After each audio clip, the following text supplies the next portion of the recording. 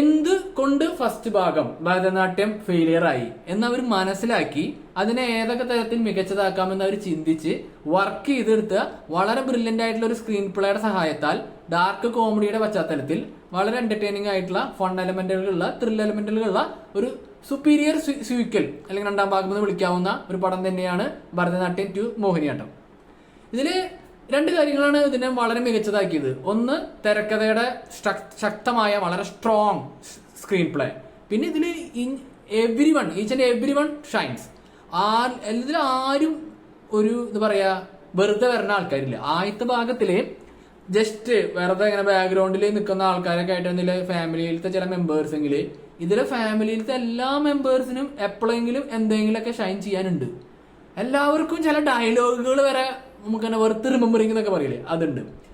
കുറെ പെർഫോമൻസ് ഉണ്ട്. ഞാൻ കുറെ പേരെ ഇതിൽ നോട്ട് ചെയ്ത് വെച്ചിട്ടുണ്ട്. എല്ലാവരും എടുത്തെടുത്ത് പറയുന്നില്ല. ഇതില്